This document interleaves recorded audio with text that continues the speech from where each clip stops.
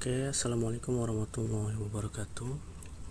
Saya akan coba menjelaskan proses penjadwalan diantaranya di sini dengan menggunakan metode FCFS atau dikenal dengan first come first serve. Terus kemudian dengan metode SPT, shortest processing time. Yang LPT mungkin enggak ya, ini karena ini nanti kebalikan dengan yang SPT. Tinggal nanti logikanya dibalik aja. Kalau asal udah bisa memahami SPT ini, harapannya nanti LPT udah bisa dipahami gitu. Sama yang terakhir, saya juga akan menjelaskan tentang metode yang EDD atau earliest due date. Nah, yang pertama saya akan menjelaskan tentang FCFS. Ini first come first serve, jadi job dikerjakan sesuai dengan urutan yang disajikan. Apapun yang ada nanti dikasih dalam soal ataupun dalam jadwal produksi, yaitu dikerjakan sesuai dengan urutan yang ada gitu. Job pertama dikerjakan pertama, job kedua dikerjakan setelahnya, dan begitu seterusnya hingga ke job terakhir. Nah, ini ada contohnya FCFS. Ada 8 job, disertai waktu prosesnya dengan simbolnya adalah TI. Nah, ini ada simbol-simbol yang perlu dipahami dulu. Ada TI, terus kemudian ada FI. Ini bisa dilihat ya. Nah, ini TI itu apa sih? Di sini ada processing time, estimasi waktu penyelesaian pekerjaan atau job atau task. Ada FI, ada flow time, waktu antara arrival time dan delivery date. Jadi waktu dari awal sampai akhirnya tuh berapa akhirnya. Ini agak-agak beda tipis sama completion time atau CI ya, nanti saat suatu job selesai diproses. Terus kemudian juga ada max span, itu adalah interval waktu total untuk penyelesaian seluruh job. Jadi dari job tadi ada 8 job misalnya, dari job 1 sampai job 8 itu dia butuh interval waktunya berapa lama. Nah, itu yang disebut dengan max span. Oke, kembali ke contoh soal FCFS. Di sini ada 8 job, 1 2 3 4 5 6 7 8 dengan TI atau waktu prosesnya adalah seperti ini. 5 8 6 3 10 14 7 3. Jadi mungkin di satuannya bisa menit, bisa jam, tapi oke lah, ini di sini contohnya tidak disebutkan dalam bentuk apa. Yang jelas ini adalah waktu prosesnya dan ini jobnya.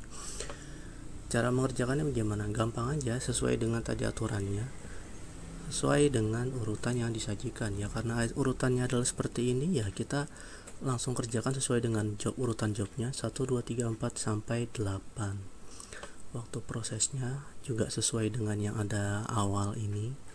Nah, flow time-nya bagaimana cara menghitungnya? Begini, awal 5 jam, misalnya kita pakai definisi jam ya, 5 jam. Kemudian proses kedua, job kedua adalah 8 jam, 5 tambah 8 adalah 13. Job 3 adalah 6 jam, 13 tambah 6 adalah 19. Job keempat 3 jam, 19 tambah 3 adalah 22, dan seterusnya sampai job ke-8 selesai di 56. Nah, kalau misalnya ditanya max span-nya berapa, apa itu max span? Coba dilihat lagi. Nah, max span, interval waktu total untuk penyelesaian seluruh job. Ada berapa max span-nya? Nah, berarti untuk menyelesaikan dari job 1 sampai job 8 itu membutuhkan setidaknya 56 jam. Nah, ketika jumlah adalah 246, rata-rata penyelesaian jobnya adalah 30,75. Dapatnya dari mana? Jumlah flow time-nya 246 dibagi dengan jumlah job 8, yaitu 30,75. Ini adalah dengan metode FCFS, jadi dengan sesuai dengan urutan yang ada. Oke, metode berikutnya adalah shortest processing time. Jadi di sini dia bilang mean flow time atau rata-rata flow time akan minimum bila n jobsnya ada banyak yang akan diproses pada sebuah mesin diurutkan dengan shortest processing time. Jadi di sini coba kita lihat masih dengan contoh soal yang sama ya. Ada 8 job, ini adalah TI-nya atau waktu prosesnya 5, 8, 6, 3. Nah, ini kan waktu prosesnya beda-beda nih. Nah, di sini kita karena shortest processing time, kita urutkan berdasarkan waktu prosesnya yang paling kecil sampai yang paling besar. Kita urutkan dari yang paling kecil sampai yang paling besar. Di sini job 4 dia waktu prosesnya adalah 3. Kita tempatkan pertama. Terus kemudian kita lihat lagi yang paling kecil adalah ternyata job 8. Ini kita taruh di urutan kedua. Jadi setelah job 4 ada job 8. Setelah 3 ada berapa lagi yang paling kecil? Ternyata job 1. Ini kita tempatkan di urutan ke-3. Setelahnya ada setelah 5 ada yang paling kecil berikutnya adalah 6 milik job 3, kita taruh di sini. Begitu seterusnya sampai kita urutkan processing time dari yang paling kecil sampai yang paling besar. Nah, di sini bisa dilihat yang paling besar adalah job nomor 6, dia terakhir. Terus nomor 2 terakhir adalah job nomor 5. Jadi ini processing time kita urutkan dari yang paling kecil sampai yang paling besar. Urutannya udah berbeda ya sama yang tadi FCFS. Ini berdasarkan shortest processing time atau SPT. Urutannya adalah 4, 8, 1, 3, 7, 2, 5, 6. Menghitung flow time juga sama. Job 4 dia 3 jam, selesai di 3 jam berikutnya. Dilanjutkan dengan job 8 yang 3 jam, berarti 3 tambah 3 adalah 6. Dilanjutkan job 1 yang prosesnya 5 jam, berarti 6 tambah 5 adalah 11. Dilanjutkan job 3 yang 6 jam, 11 tambah 6, 17. Begitu seterusnya sampai kita dapatkan max span-nya adalah 56. Jadi penyelesaian job ke-8 job ini adalah 56. Sama ya dengan yang FCFS tadi. Artinya total max span-nya adalah 56. Nah, sedangkan flow time rata-ratanya bagaimana? Ternyata total time adalah 191 dibagi dengan jumlah job sebanyak 8, jadinya hasilnya adalah 23,875. Berbeda ya dengan yang tadi milik FCFS. Nah, ini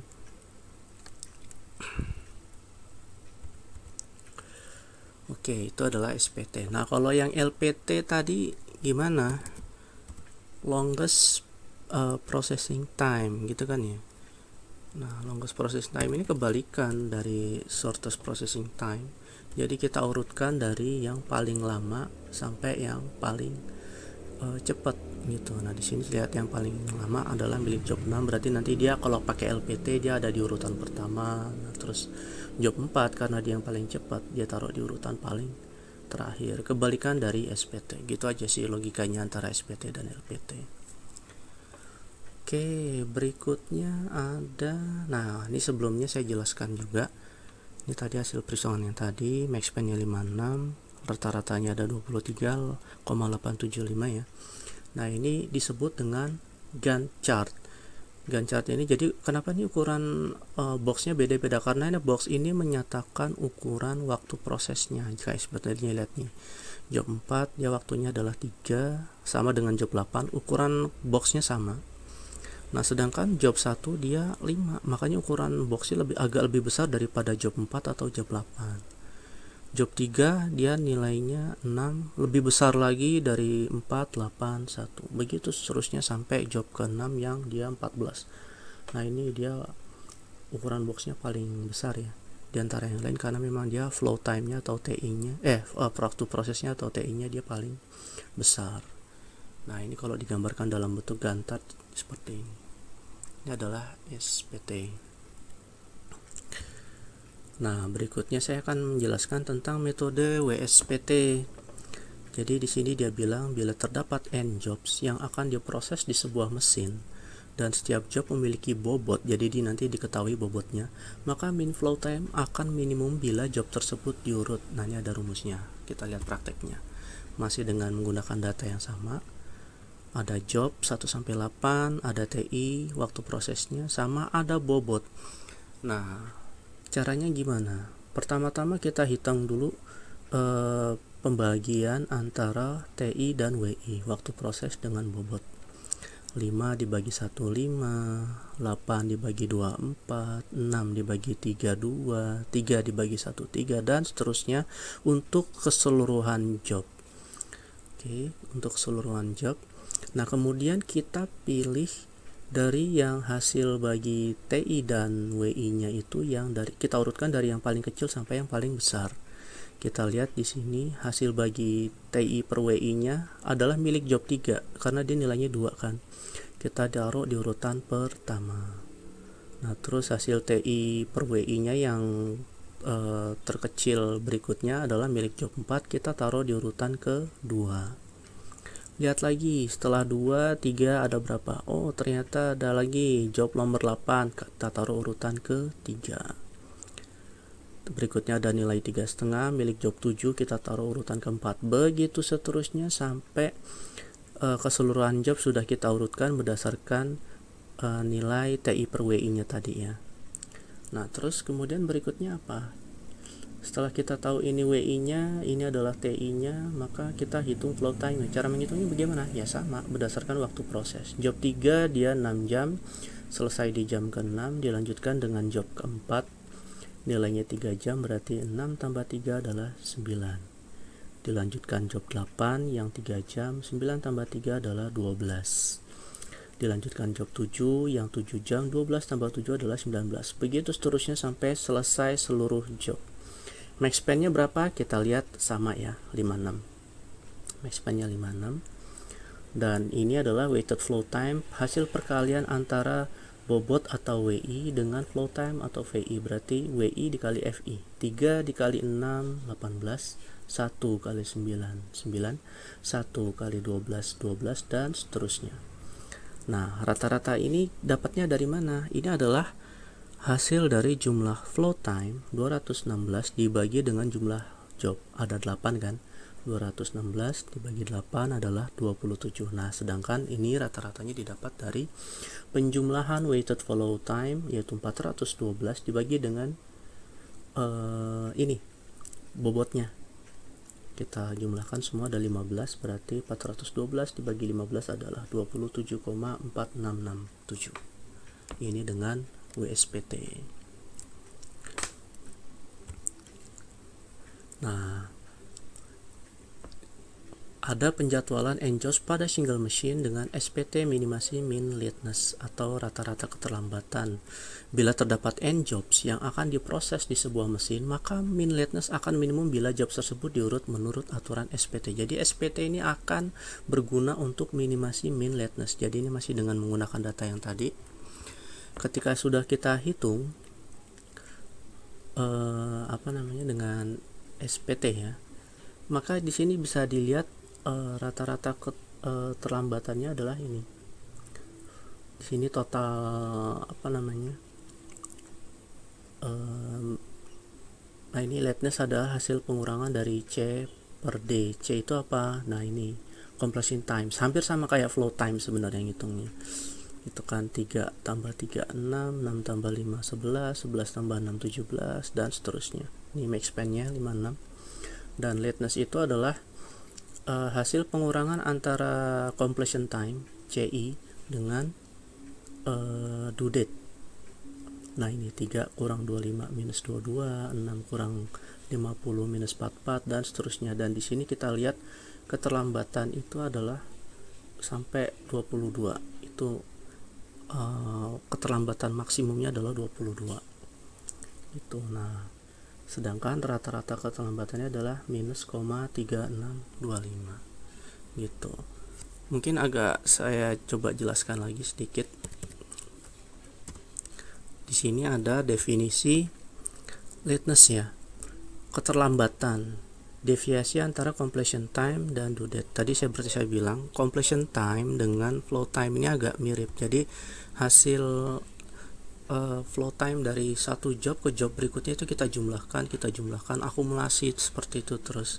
Nah, nanti hasil pengurangan antara completion time dengan due date-nya itu nanti kan nilai bisa positif atau negatif. Kalau positif artinya dia positif terlambat.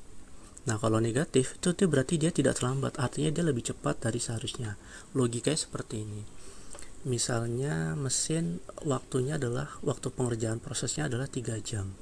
Ketika dia selesai di jam keempat, artinya dia positif terlambat 1.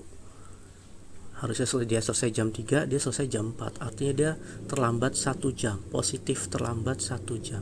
Tapi kalau dia selesainya di jam 2 misalnya, padahal waktu prosesnya kan 3 jam, tapi dia ternyata selesai jam 2. berarti dia -1 karena dia tidak terlambat, hanya lebih cepat selesai dari seharusnya. Nah, ini yang namanya earliness. Nah, kalau tardy atau tardiness itu dia positif terlambatnya tadi. Contohnya harusnya selesai jam 3 sesuai dengan flow time-nya, tapi dia selesai di jam keempat. Nah, nanti untuk lebih jelasnya kita akan lihat di contoh yang berikutnya ya.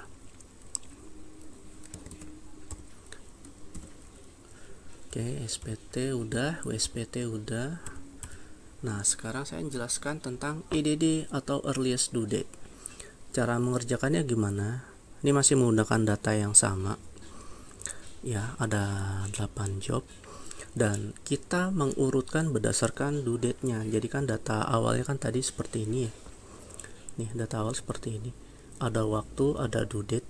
Nah, kita urutkan kalau dengan EDD itu dari yang terkecil sampai yang terbesar. Di sini yang terkecil berapa? 2 kan ya? Berarti dia ada di urutan pertama. Terus kemudian berikutnya 1. Berarti dia ada di urutan kedua. Nah, ini sudah kita urutkan 2, 1, 3, 5 dan seterusnya. Kita urutkan berdasarkan due date-nya yang tadi ini.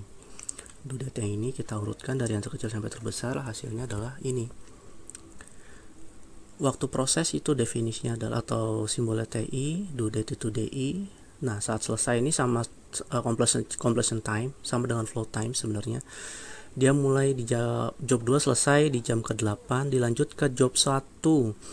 Dia 5 jam, 8 tambah 5 adalah 13. Lanjut job 3 dia 6 jam, 13 tambah 6 adalah 19, dan seterusnya sampai job 8 max span-nya atau selesai di jam ke-56. Sama ya, max span-nya 56.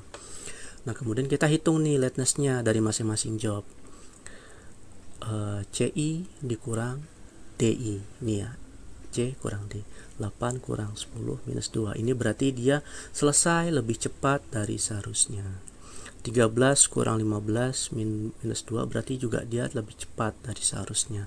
19 kurang 15 4 jam. Nah, berarti dia terlambat 4 jam. 29 kurang 20 berarti dia terlambat 9 jam, dan seterusnya kita hitung. Nah, di sini bisa kita lihat keterlambatan paling maksimum itu adalah 9 jam di antara semua job. Nah, sedangkan rata-rata keterlambatannya adalah sekitar 4,5 jam didapat dari ini hasil 36 dibagi dengan total jobnya 8 adalah segini, 4,5 jam gitu. Nah, itu saya sudah menjelaskan. Mudah-mudahan bisa membantu. Ya, demikian dari saya. Wassalamualaikum warahmatullahi wabarakatuh.